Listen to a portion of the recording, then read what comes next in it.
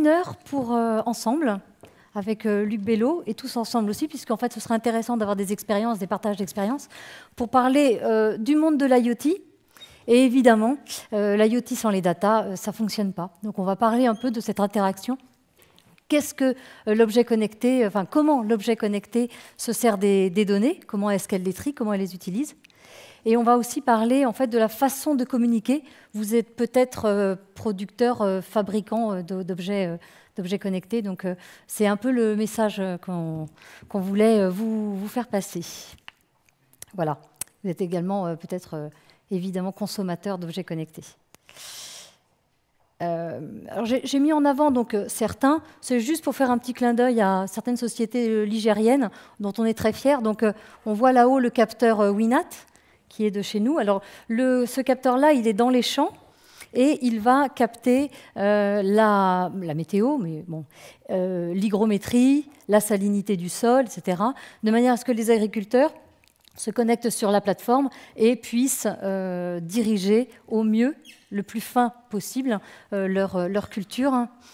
On voit aussi le thermostat connecté de Kivivo, qui est aussi une de nos sociétés, ici, et aussi le petit Meiko, qui est un petit objet qui permet aux enfants asthmatiques de ne pas oublier leur traitement, les guide aussi dans leur traitement.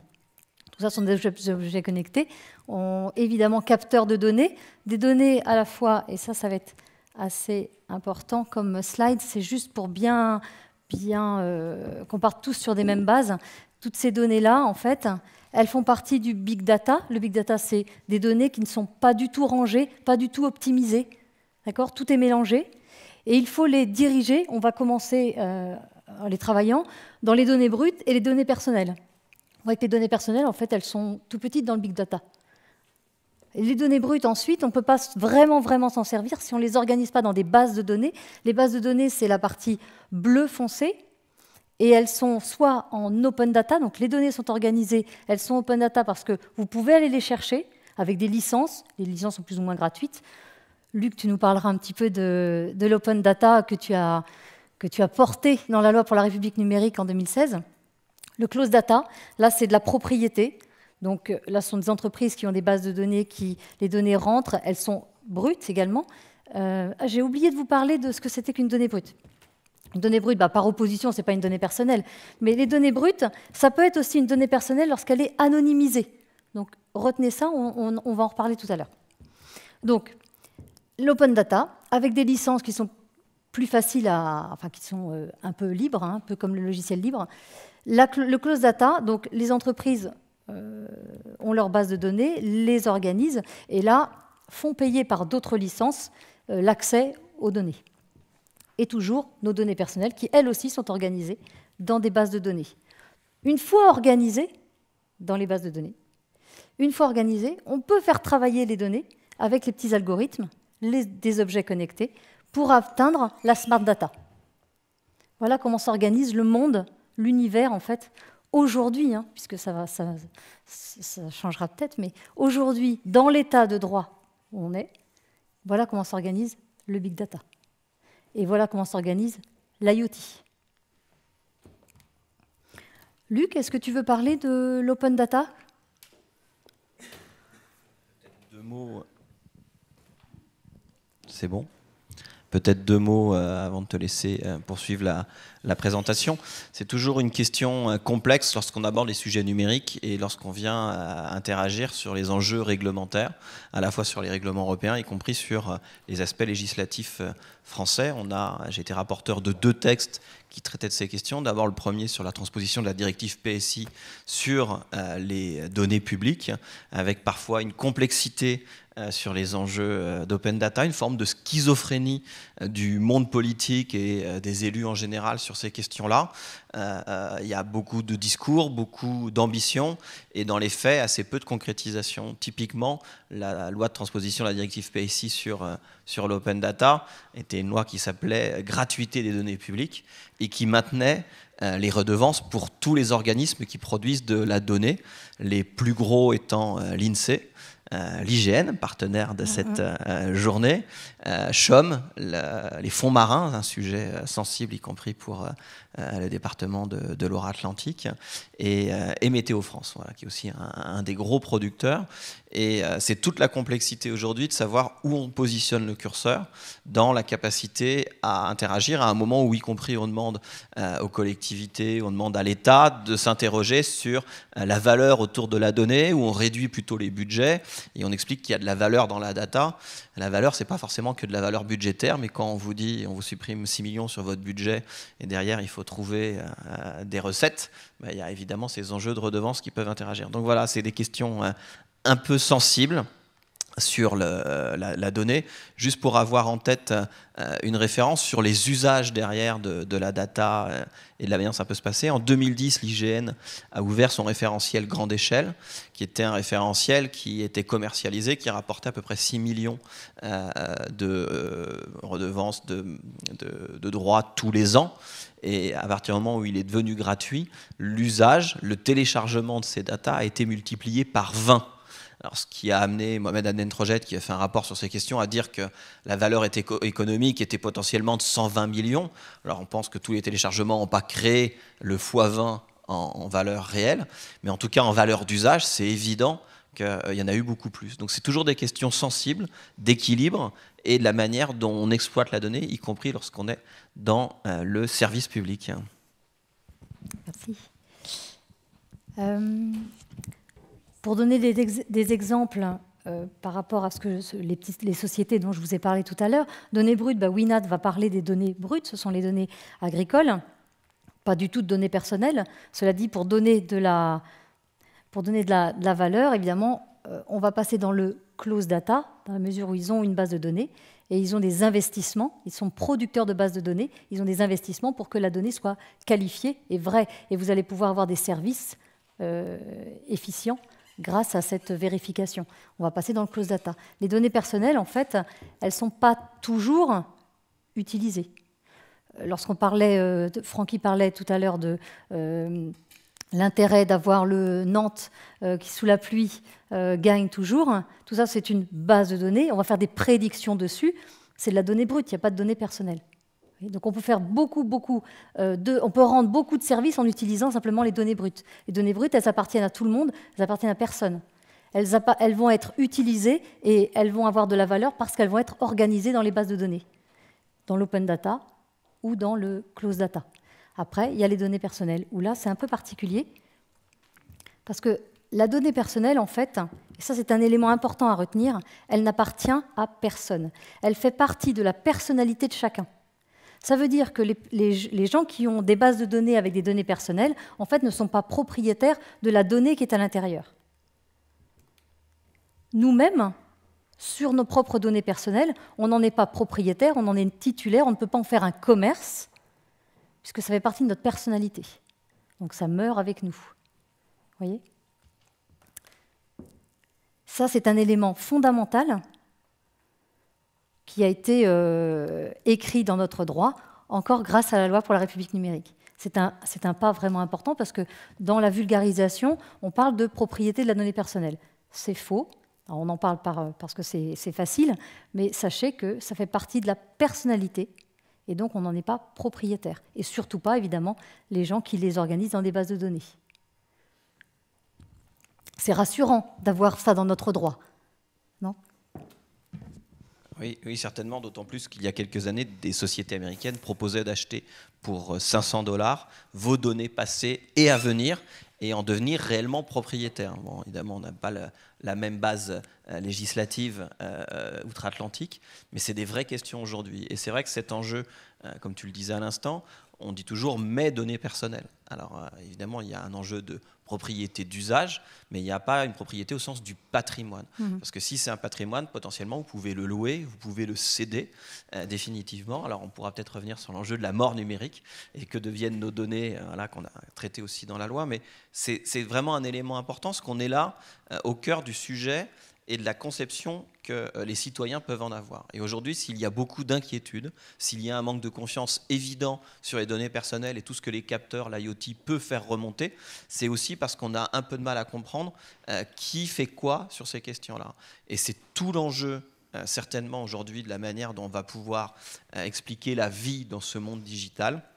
De la même manière que vous avez des droits et des devoirs dans la vie réelle, qu'il y avait des feux pour traverser ici devant le centre des congrès, qu'il y a des règles de circulation où on roule à droite, où il y a des priorités, eh bien, dans votre vie, dans votre identité numérique, il y a des droits aussi, de la même manière qu'il y a des devoirs. Et c'est des choses qui ont évolué ces dernières années, parce que maintenant, je crois que tu y reviens tout à l'heure, mais sur le fait qu'on ait un droit d'accès, de rectification, alors je ne vais peut-être pas aller sur ces questions-là, mais c'est vraiment extrêmement important, parce que si on doit considérer la data d'une manière générale, sans avoir une logique où le citoyen, l'habitant, il est dans une logique d'empowerment où on lui donne de réels pouvoirs, une capacité à décider, à dire oui ou à dire non, on ne pourra pas avancer avec de la confiance dans ce monde-là. Et c'est essentiel qu'on aborde réellement cette question de ce que les Canadiens appellent l'encapacitation, l'empowerment, qu'on soit vraiment en capacité aujourd'hui de dire que vous avez des droits réels sur vos données, et donc qu'on accompagne la réalité de ce qui peut se passer derrière. C'est pas toujours aussi évident, c'est pas toujours aussi naturel. Quand on voit aujourd'hui, et je le dis devant l'élu local, mais la confiance dans la collectivité, dans l'élu de proximité est plutôt forte. Quand on interroge les Français, leurs maires, les élus locaux, il y a plutôt un a priori de confiance. Et pourtant, si on leur demande, est-ce que vous acceptez de confier vos données personnelles, de votre smartphone tout simplement, de géologue, éventuellement les mouvements si on veut travailler sur la voirie ou je ne sais quoi, c'est plutôt non. On n'a pas vraiment envie d'aller confier à un tiers, même local, a priori de confiance, ces données. Et quand on interroge ces mêmes citoyens sur avez-vous confiance dans les grands opérateurs américains et les plateformes Google, Facebook, Amazon et autres, c'est plutôt non, on n'a pas confiance. Et pour autant, on leur confie tout. Et il suffit d'aller regarder les réseaux sociaux. Il s'agit de voir comment les uns et les autres, aujourd'hui, sont en train de récupérer, y compris toutes les données biométriques de reconnaissance faciale, d'empreintes digitales. Ils sont en train de se constituer des fichiers qui avaient, l'année dernière, particulièrement ému les communautés numériques autour du fichier TESS, où l'État a lancé un fichier biométrique national pour ficher les visages et les empreintes de tous les citoyens, mais les grands opérateurs sont en train de le faire, de fait, et lorsque vous le saisissez sur votre téléphone, vous contribuez à ces bases de données aussi, sauf si vous avez coché dans l'opt-in ou l'opt-out, suivant les modèles, le fait que ces données-là ne remontent pas à la plateforme ou l'opérateur. Donc je crois qu'il y a vraiment, là on commence à toucher l'enjeu de confiance qui est essentiel. C'est ça. Et en fait, c'est exactement le point, c'est qu'on est dans la confiance, donc c'est virtuel, c'est fragile, la confiance, on la donne, on la retire, mais sachez qu'en fait, finalement, dans notre droit, il y a le fondement, et le fondement, c'est le droit de la personnalité. Donc ça, c'est ce sur quoi je voulais insister. Donc, le thème, c'était communiquer sur la sécurité pour donner de la valeur en fait aux données que vous récupérez, données brutes ou données personnelles. On a 3 axes pour communiquer et pour aboutir à la confiance. Donc, on a vu le fondement juridique pour les données personnelles. Plus la donnée est captée en direct, plus elle a de la valeur. Ça, c'est sur l'efficience. Je pense au capteur agricole de Winat, ou d'autres. Hein. Je parle de Winat parce que c'est chez nous, hein, mais il y en a d'autres. Donc, communiquer dessus. La donnée, elle est prise en direct, elle n'est pas traitée, elle est envoyée immédiatement. Ça, pour ceux qui traitent ceux qui captent la donnée brute, c'est important de le dire. Voilà, elle est vraie, elle est horodatée, et donc il faut communiquer dessus. La donnée brute, lorsqu'elle est captée en direct, elle a évidemment plus de valeur. Voyez ? L'autre élément pour la donnée personnelle, là c'est un peu différent. Pour donner la confiance, il faut dire qu'elle est légale. Alors soit elle est anonymisée, je vous donnerai un exemple tout à l'heure, c'est vraiment une anonymisation. Vous avez peut-être entendu parler de la pseudonymisation. Une pseudonymisation, c'est encore une donnée personnelle. C'est-à-dire que de manière indirecte, on peut retrouver la personne. Là, on parle d'anonymisation, et donc je vais vous donner l'exemple tout à l'heure. Ou alors, consentement préalable et éclairé. Donc, j'ai une donnée personnelle, pour qu'elle ait de la valeur, il faut qu'elle soit légale, il faut que j'ai eu le consentement préalable et éclairé. Éclairé, c'est quoi? 2 minutes dessus, quand même, il faut que vous le sachiez. Éclairé, c'est que la personne concernée, elle sait ce que je vais en faire et elle sait qui est-ce qui va la conserver et pourquoi. C'est ce qu'on appelle la finalité et évidemment le nom du responsable de traitement. La finalité, c'est j'ai vos données, j'ai le petit méico, j'ai la donnée, j'ai le nom de votre enfant, etc. Pourquoi? Pour le traitement asthmatique. Je ne vais pas, ma base de données ou les informations qui vous concernent, je ne vais pas les envoyer à la grande récré pour avoir du push média sur les jouets, pour qu'ils reçoivent des publicités sur les jeux. D'accord? Donc c'est la finalité, c'est éclairé, et je la confie à qui? À Meiko. D'accord? Donc on a préalable et éclairé, ça c'est important. Donc ma donnée personnelle, pour qu'elle ait de la valeur, il faut qu'elle soit légale. Et attention, là aussi c'est rassurant, et c'est pour ça qu'on parle de confiance, si elle n'est pas légale, si elle ne respecte pas ces éléments-là, elle est nulle. Elle est nulle, ça veut dire qu'il n'y a aucune valeur, ça veut dire que la société, donc imaginons Meiko, mais je sais que Meiko travaille bien, elle fait bien, mais imaginons que Meiko ne respecte pas, eh bien son fonds de commerce a une valeur nulle. Il y a de la jurisprudence là-dessus. Et donc la vente a été annulée pour défaut des caractéristiques légales. La donnée personnelle n'était pas captée de manière légale. Eh bien, la vente a été annulée. D'accord ? Donc ça aussi, c'est sécurisant. Ça aussi, c'est de la confiance. On a des éléments en droit pour établir la confiance. Ce n'est pas simplement une sensibilité. Et la donnée doit être sécurisée. Données brutes aussi, pour votre valeur, ça c'est un peu évident. Données personnelles également, c'est-à-dire l'intrusion des tiers. La sécurité, c'est 3 éléments. C'est l'entrée dans le système d'information, c'est extraire de manière illicite les données, ou alors rentrer dans le système d'information et modifier les données. C'est toujours là-dessus qu'il faut qualifier votre sécurité. D'accord ? Je consulte de manière illicite, je rentre dans votre système d'information et je les extrais, ou alors je rentre et je les modifie. Voilà. Lorsqu'on a ces 3 éléments dans votre société, il faut communiquer pour établir la confiance. La confiance que vous aurez avec vos clients, elle repose sur ces 3 éléments, à mon sens. Hein. Est-ce que tu veux ajouter quelque chose ?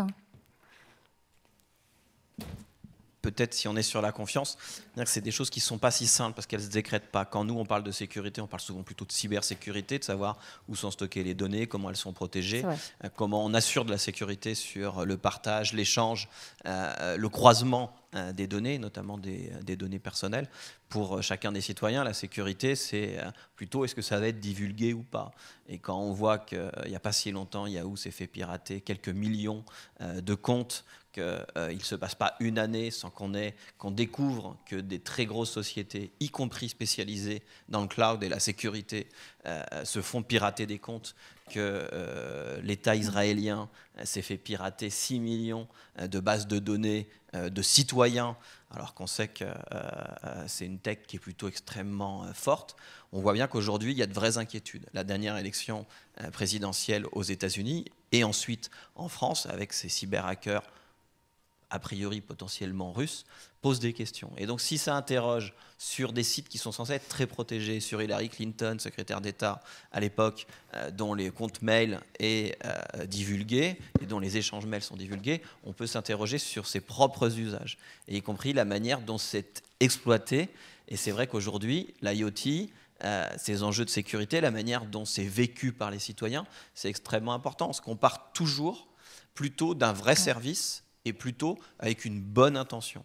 Et c'est le cas si on parle du pay-as-you-drive pour votre véhicule, ou si on parle de ces entreprises qui vous confient la montre connectée, la balance connectée, qui vous payent l'abonnement à la salle de sport, tant que vous avez ces usages-là, parce que vous allez être en meilleure santé, que ça va être mieux pour tout le monde.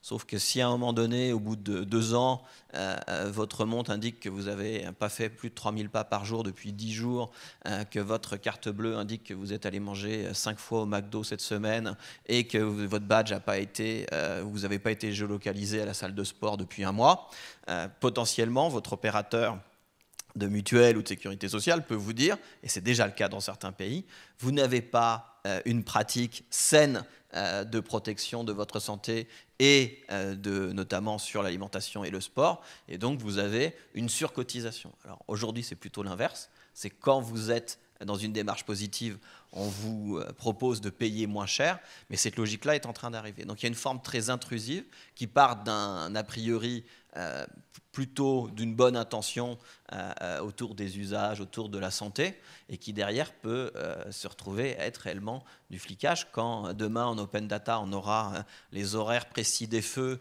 à Nantes et que mon TomTom indiquera à mon assureur qu'à 9h52, 3 secondes et 2 dixièmes, je suis passé au carrefour devant le centre des congrès et que lui croisera avec la data de la ville de Nantes et qu'il a vu qu'en fait à cette heure-là le feu était rouge, là, il peut aussi m'interpeller. Donc toutes ces questions-là, y compris sur la sécurité autour des données personnelles, du côté du citoyen, cette sécurité est plutôt un enjeu de confiance, et communiquer sur la sécurité, c'est pas uniquement communiquer sur la cybersécurité et la manière, c'est aussi communiquer sur les usages et la confiance qu'on peut avoir autour des usages. Je reviens sur la sécurité, juste pour rebondir.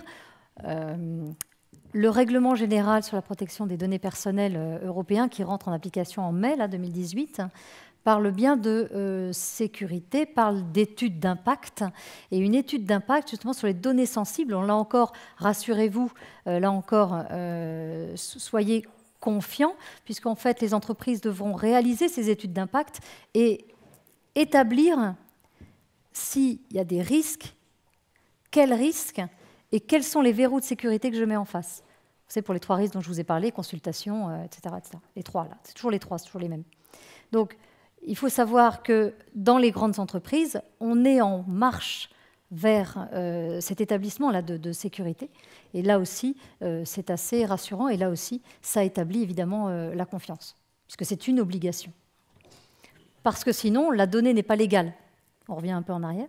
La donnée n'est pas légale, donc il n'y a pas de valeur. Donc pour une entreprise, ça peut être catastrophique. Donc la CNIL, elle est bien en place. Hein, on dit qu'elle est faible, etc. Il faut savoir qu'avec le règlement, elle était déjà très forte, mais avec le règlement général, elle n'est plus autorité réglementaire. Donc tout ce pan-là de ses pouvoirs et de son budget va basculer dans le service de contrôle. Elle aura beaucoup plus de moyens pour contrôler, donc elle va y aller. Hein. Contrôle sur pièce et contrôle sur place. Donc même sur pièce, vous ne savez pas, mais en fait, la CNIL va contrôler vos entreprises. Je voudrais revenir sur le cas de Jean-Claude Decaux, qui est assez symptomatique pour bien montrer que la CNIL veille. Je ne sais pas s'il y en a qui ont entendu parler de ce cas-là. Assez rapidement. Hein. Donc Jean-Claude Decaux a demandé donc une autorisation de la CNIL, parce qu'il y a plusieurs articles de loi qui l'exigent, pour compter le passage devant les espaces publicitaires. Son intérêt, c'était de calculer et d'établir le prix le plus efficient de passage des espaces publicitaires aux clients de Jean-Claude Decaux. La CNIL a dit, effectivement, c'est un intérêt légitime, c'est tout à fait acceptable. Donc, d'accord pour calculer les passages. Vous prenez quoi? Vous prenez les adresses MAC en Wi-Fi des téléphones mobiles qui passent devant. Oui, vous ne prenez que ça, vous ne prenez pas la vidéo, vous ne prenez pas de photos. Les informations sont assez adéquates, tout va bien là-dessus. En revanche, il y a eu un petit bug sur l'anonymisation, alors que tout était en place. Hein. Donc pour bien vous dire que la CNIL est très forte. L'anonymisation, c'était je capte l'adresse MAC, alors là, c'est plutôt technique, donc je ne rentre pas dans les détails, je ne suis pas suffisamment compétente, mais il y avait du hachage et du salage. Donc, on hachait certains codes et on rajoutait d'autres numéros de manière à ne pas pouvoir retrouver l'adresse, puisque l'adresse MAC, comme une adresse IP, est une donnée personnelle. Donc, et c'était envoyé à JC Decaux. Et la CNIL a dit non, ce n'est pas suffisamment anonymisé, c'est juste pseudonymisé, parce que vous pourrez revenir en arrière s'il y a le code de hachage. Il y a le code de cryptologie qui le titulaire du code de cryptologie peut revenir en arrière. C'est donc une donnée pseudonymisée simplement, elle n'est pas anonymisée, ce n'est pas possible, donc vous changez. Vous n'avez pas l'autorisation de le mettre en place. Et JCDecaux n'a pas mis en place son système de comptage de passage devant les grands espaces publicitaires sur l'esplanade de la Défense. En revanche, dans la gare de Dijon, il y a une autre société qui a voulu mettre exactement la même chose, donc compter les passages pour le prix de l'espace publicitaire, donc tout allait bien. Simplement, les adresses MAC, donc c'était des données adéquates. Et la subtilité, qui est assez importante, parce qu'au niveau technologique, c'est quand même c'est un peu compliqué.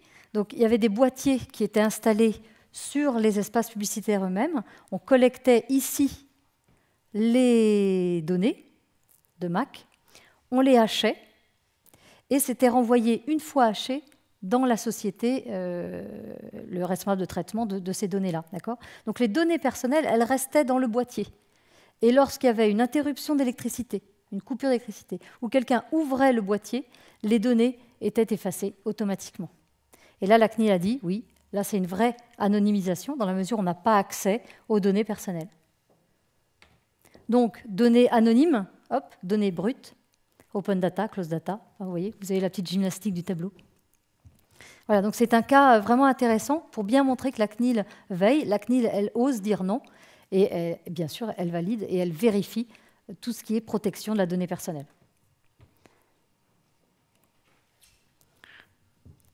Luc, tu avais envie de parler de l'instinct citoyen et de peu de responsabilité que nous avons, nous tous. Ouais, on arrive sur des sujets qui sont plutôt sensibles et sur lesquels on n'a pas toujours bien éduqué les Français d'une manière générale, parce que souvent sur ces sujets technologiques, scientifiques, d'innovation, on n'a pas créé les conditions de la confiance. Ça a été vrai dans notre histoire avec l'amiante qui pendant 20 ans n'a pas été un produit dangereux. Ça a été vrai avec le sang contaminé, le nuage de Tchernobyl qui s'est arrêté aux frontières françaises, plus récemment avec le fipronil, et bien souvent sur des sujets sur lesquels les citoyens n'ont pas la compétence technique, scientifique pour pouvoir juger. On ne leur a pas toujours dit la vérité, et la vérité s'est fait jour après. Et aujourd'hui, c'est compliqué de pouvoir dire aux citoyens, faites confiance, ayez confiance dans la donnée, dans les entreprises, y compris quand on a un cadre légal, parce qu'on peut en permanence justifier d'un cadre légal et ne pas avoir la priori de confiance. Un des meilleurs exemples, c'est certainement le compteur Linky. Essayez autour de vous ce week-end, la semaine prochaine, de lancer le débat dans un repas, une fête de famille. C'est complètement irrationnel. Quel que soit l'âge, la CSP, le milieu lié au numérique ou pas du tout lié au numérique, la discussion est irrationnelle. Sur la théorie du complot, sur le flicage autour des usages, sur la dangerosité des ondes, de la même manière que les trains à vapeur étaient dangereux et que nombre de fermiers s'étaient inquiétés que la vapeur fasse tourner le lait des vaches. Et bien voilà, sur les ondes, on a énormément d'inquiétudes et donc voilà, Linky, on a aujourd'hui cette réalité. Alors que le cadre légal est à 100% respecté autour du compteur Linky, que l'usage qui en est fait, y compris sur l'acceptation des données, de la remontée des données et de qui peut les utiliser, sauf que demain, on n'aura pas une gestion plus rigoureuse de l'énergie, on n'arrivera pas à faire de l'effacement sur les pics de consommation si on n'a pas ce type de compteur. C'est aujourd'hui quelque chose d'indispensable. Mais la confiance, elle ne se décrète pas. Et dire c'est légal, on a respecté le cadre national, le cadre européen, ne suffit pas à créer la confiance. Le cadre légal ne suffit pas à créer le cadre de confiance. Donc elle se crée plutôt. Et on le voit bien sur des libérations parfaitement anodines, où on achète de la donnée à un opérateur télécom pour suivre sur un territoire les origines des destinations, ce qu'on appelle dans le monde des transports les enquêtes origine-destination, pour connaître les usages. Ces données télécom, c'est pour chaque antenne, s'il n'y a pas au moins 10 téléphones au même instant, la donnée n'est pas remontée, c'est totalement anonymisé. Je veux dire, il y a toutes les garanties. Et pour autant, on peut s'émouvoir et des élus locaux être attaqués de Big Brother parce qu'ils achètent de la donnée à un opérateur télécom. Donc je crois que ce cadre de confiance, il est vraiment à créer et que la discussion avec les citoyens autour d'une charte locale de la donnée, de la capacité à donner de la confiance autour de l'usage d'une manière générale de la data, ça doit être créé. Il faut inverser la logique. Aujourd'hui, le peu de confiance qu'on a dans des géants américains à qui on donne tout doit pouvoir être crédité à l'échelle locale dans les usages, avec aujourd'hui énormément de réflexions, notamment sur le self-data, la capacité à gérer ses propres données, à stocker, y compris peut-être ses propres données, à donner et pouvoir retirer les droits d'usage à une entreprise, à une collectivité, à une association. Toutes ces questions-là sont importantes. Et il y a des solutions techniques. Randindi, qui travaille sur l'intelligence artificielle, avait créé un système, lui il était sur les logiques de transport en région parisienne, où les téléphones étaient géolocalisés, mais plutôt que d'indiquer que là, ici, nous tous, avec nos téléphones, on est dans la même salle, on est positionné dans un cercle de 800 mètres de rayon, à des endroits aléatoires, donc personne ne peut savoir qu'on est ensemble. Et quand on rassemble, à l'ère du big data, toutes les données, le brouillard s'efface et on peut reconstituer la réalité des usages sans savoir exactement qui était à quel endroit.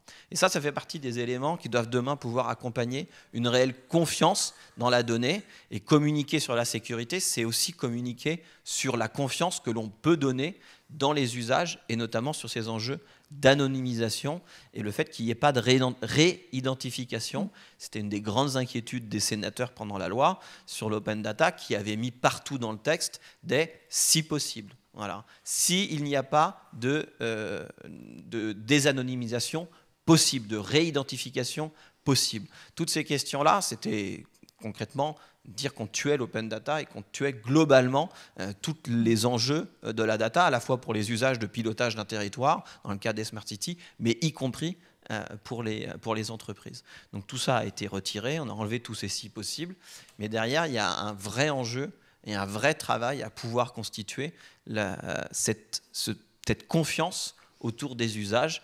Et juste dire « je respecte le cadre légal » pour une entreprise, ce n'est pas suffisant pour que l'usager, le citoyen, aujourd'hui, ait une confiance a priori. Et quand on voit les usages des poupées, y compris qui n'ont pas le droit d'être vendues dans certains pays, qui remontent en permanence de la data, de la Wi-Fi, les bracelets connectés qui suivent les enfants, etc., etc. Il y a plein de questions. Moi, la question du vieillissement, je ne sais pas s'il y a des entreprises de la Silver Eco ici ce matin, mais c'est un sujet extrêmement sensible. Moi, on a fêté les 90 ans de ma grand-mère dimanche. Elle vit dans les Deux-Sèvres, dans une ferme complètement isolée.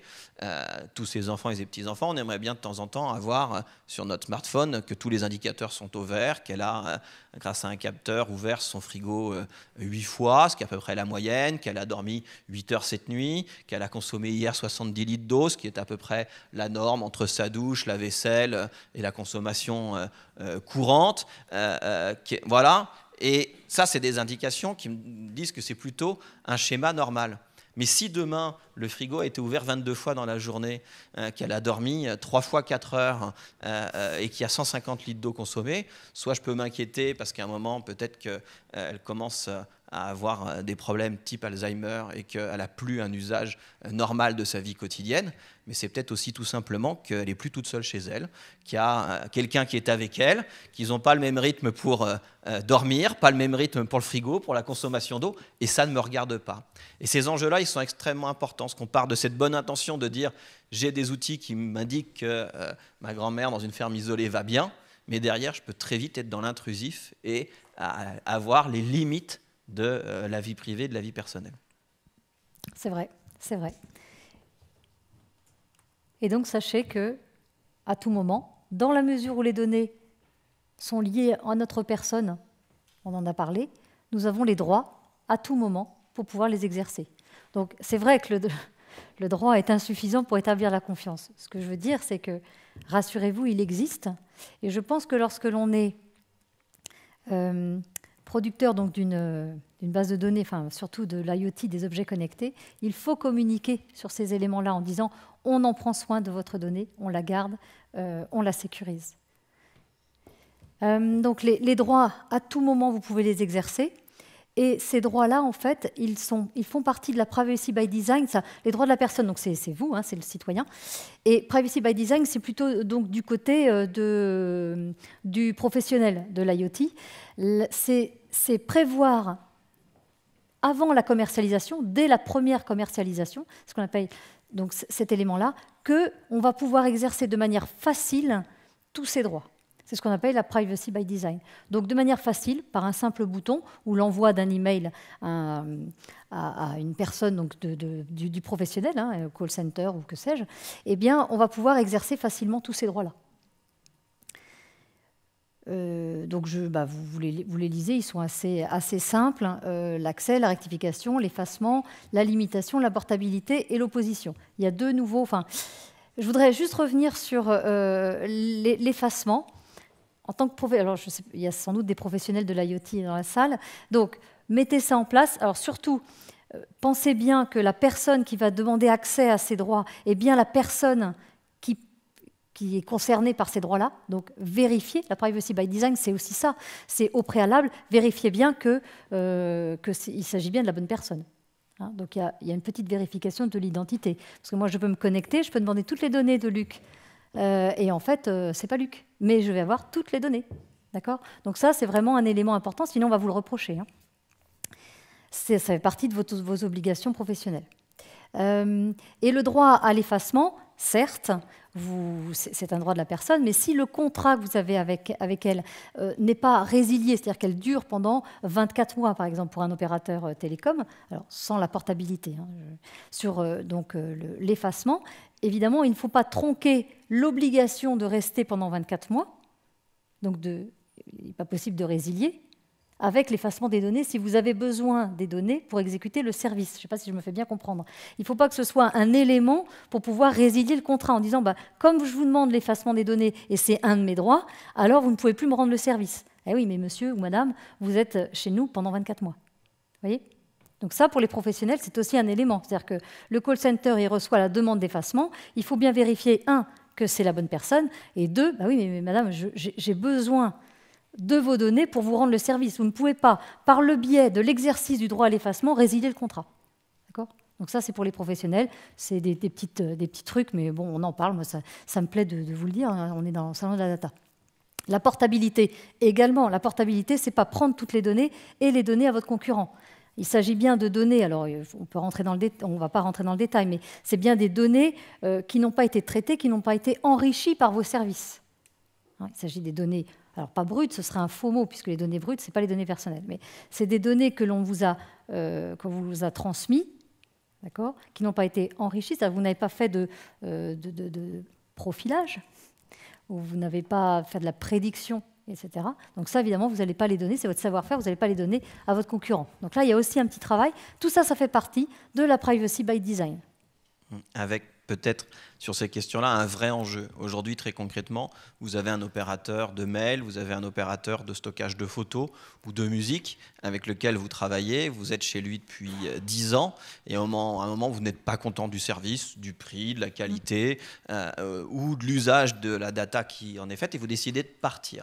Et là, ils vous disent, non, vous ne gardez rien, on stocke, nous, l'ensemble des données qu'on a en notre possession, y compris quand vous avez créé des albums, suivant les années, suivant les personnes, etc. Et ça, c'est toute la difficulté aujourd'hui. C'était l'enjeu de ce nouveau droit à la portabilité et de le limiter à la propriété intellectuelle, en gros, au savoir-faire de l'entreprise. Typiquement, je suis chez Deezer et je veux partir chez Spotify. J'ai le droit de partir avec toutes les playlists que j'ai créées. J'ai créé une playlist Marie-Pierre Franqui, Salon de la Data 2017. Là, je l'ai créée, elle est à moi, je peux partir avec. Par contre, mon opérateur a vu que j'aimais tel style de musique et tel autre. Il m'a proposé une playlist.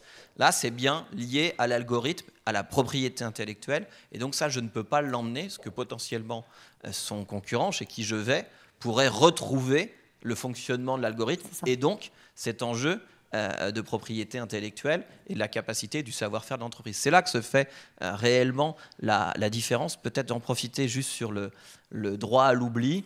Moi, c'est vrai que c'est le mot courant. D'abord, on l'a rendu automatique pour les mineurs. Typiquement, un jeune de 17 ans qui est pris ce week-end dans les rues de Nantes en scooter, sans casque, une bière et un joint à la main, avec une inscription très intelligente sur le front. Ça peut le faire marrer sur Facebook tout le week-end avec ses copains, mais dans 2 ans, quand il va chercher un stage et dans 4 ans un boulot, ça peut lui poser des problèmes. Donc quand on est mineur, ce droit à l'oubli, il est automatique, mais c'est un droit pour chacun d'entre nous, on peut faire cette demande, mais pour les mineurs, il est automatique. Avec une petite subtilité, c'est que c'est un droit au déréférencement. Typiquement, si vous tapez le nom et le prénom de ce jeune sur Google, sur Facebook, voilà, ce ne sera plus référencé.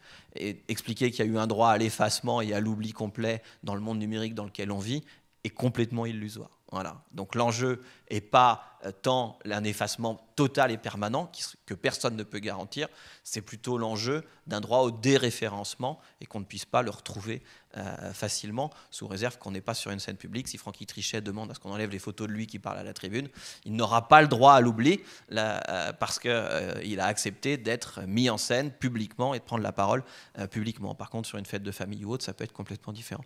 Voilà, c'est là que se situe l'enjeu et l'équilibre, mais c'est des éléments qui participent de la confiance. Et quand vous allez être sur de la donnée, sur du capteur, de l'IoT, ça va être des éléments qui vont contribuer à ces éléments-là. Tout cela, c'est aujourd'hui assez peu connu. Je ne sais pas si tu évoques la mort numérique.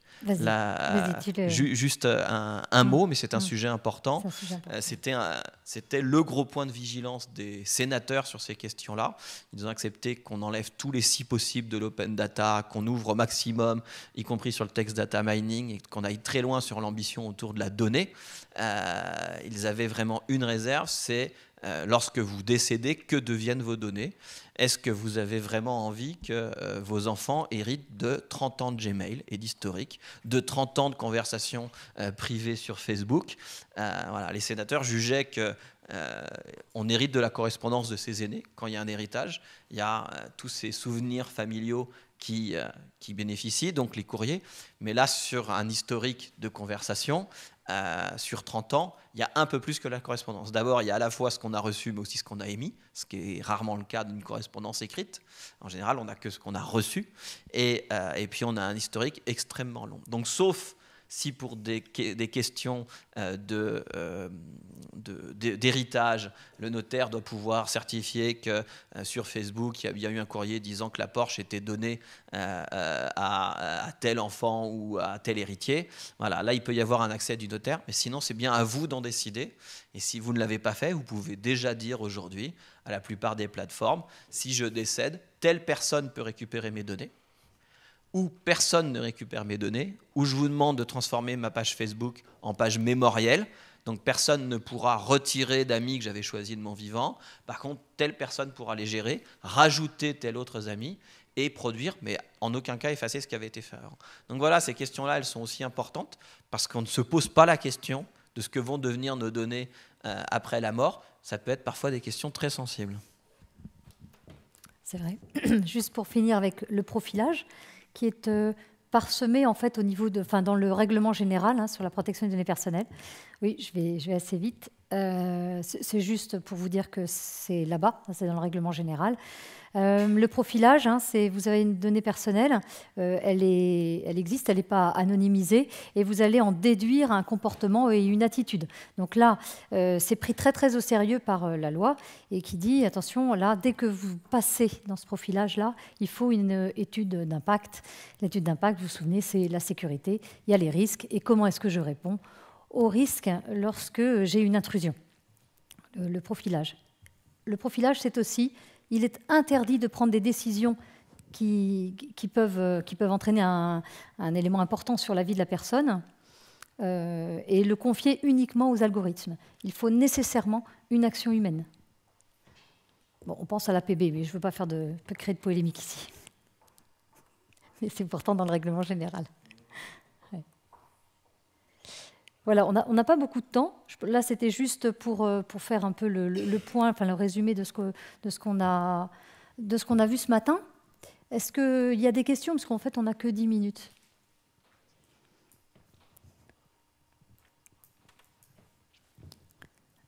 là-bas.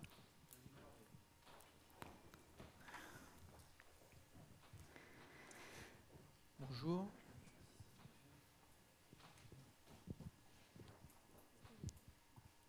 Oui, donc je travaille pour un syndicat mixte sur le département de la Vendée. Donc on est un opérateur public numérique, donc on propose des services numériques aux collectivités sur la Vendée. Et donc on envisage de faire un portail open data, mais plus largement un portail de gouvernance de la donnée territoriale sur la Vendée. Et c'est pas forcément évident de motiver les collectivités vendéennes sur ce sujet qu'elles maîtrisent mal. Elles n'ont pas forcément référencé ou inventorié les jeux de données dont elles disposent, à part les données de base, on va dire.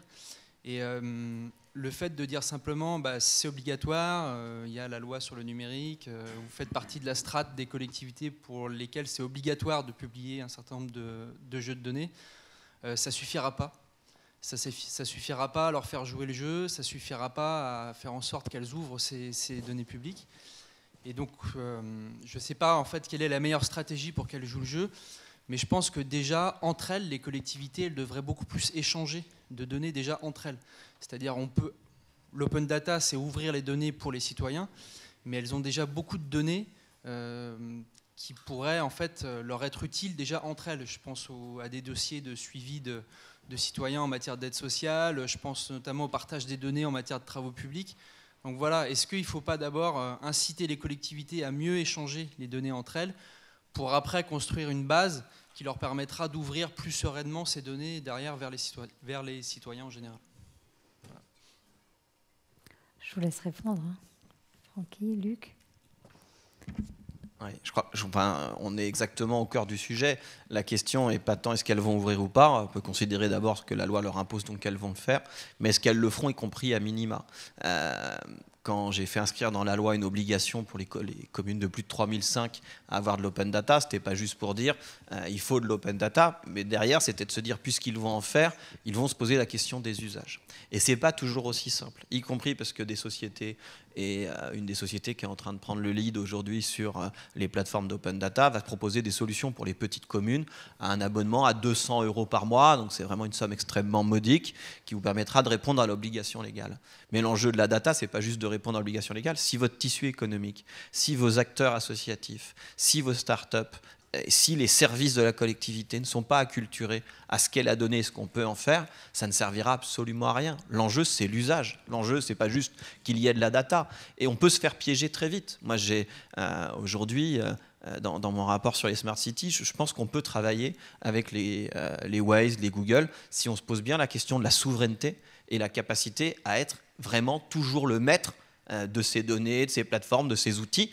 Et donc, je pense qu'on peut travailler avec tout le monde. Mais aujourd'hui, quand vous avez un partenariat que je trouve, moi, inégal, avec un Waze qui vous dit « je récupère toute la data du territoire », parce qu'ils ont besoin que la collectivité donne de la data, transport, etc. Et moi, je vous donne toute la mienne, mais il y a une distorsion parce que Waze a tous les data scientists pour pouvoir faire l'analyse et exploiter les données que vous lui mettez à disposition, alors que Versailles, depuis l'année dernière, Lille maintenant, ont les données de Waze, et que pour l'instant, je n'ai pas encore vu d'usage par les territoires de ce big data de Waze qui est énorme et qui aujourd'hui ne produit pas de use case, qui ne produit pas de modèle d'utilisation.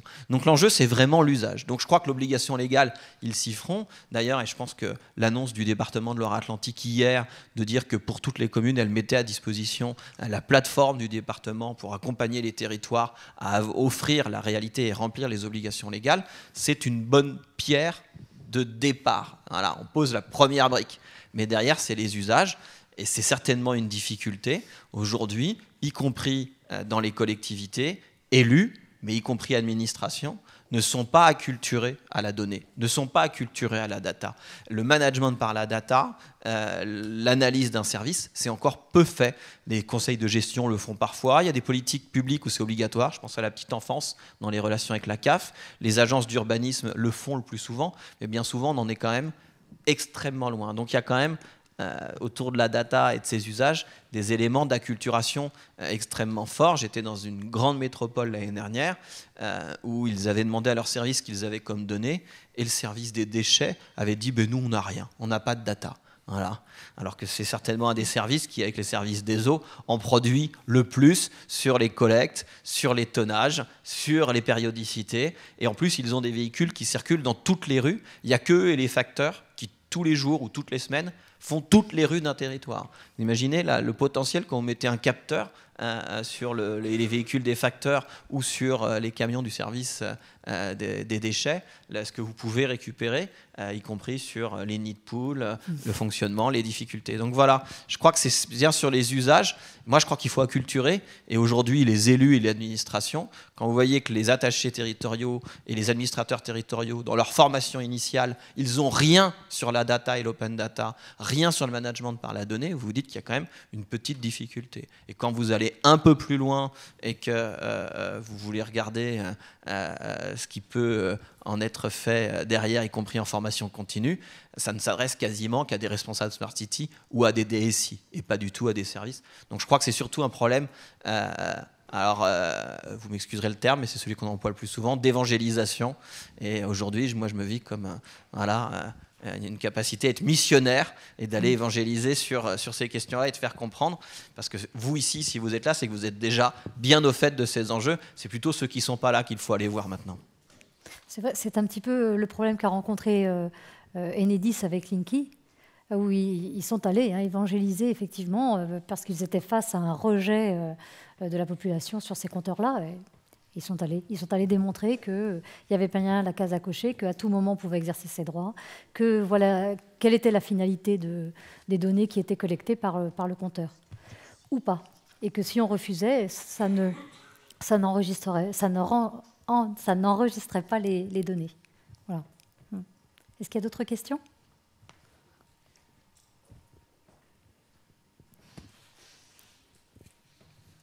Oui, bonjour. Je voulais vous demander, parce que vous êtes à un poste bien positionné pour le voir, le RGPD, donc le Règlement général de protection des données, entre en vigueur au mois de mai. Dans votre expérience, où en est disons le secteur du numérique, à la fois public et privé, dans la mise en œuvre de ce nouveau droit? Qu'est-ce que vous constatez dans votre expérience? Je suis curieux d'avoir quelques impressions là-dessus. Oui, je comprends. Les entreprises prennent conscience. D'abord, elles savent que ça existe. Elles savent qu'il y a quelque chose là qui se passe et qu'il faut qu'ils l'incluent dans leur to-do list. Donc voilà. Donc déjà, elles sont motivées. Est-ce qu'elles savent vraiment ce que ça veut dire finement pour elles? J'en suis pas certaine. Et pour celles qui y sont, c'est un petit peu superficiel encore. Je pense que les outils qu'on demande, c'est-à-dire le registre des traitements essentiellement, et l'analyse du fait d'avoir des données sensibles et de mettre en place les études d'impact, je pense qu'on n'y est pas encore. Je pense que ça va s'accélérer là en 2018. Ouais. Mais en tout cas, elles savent que ça existe. Qu'on passe de la loi de 78 au règlement général.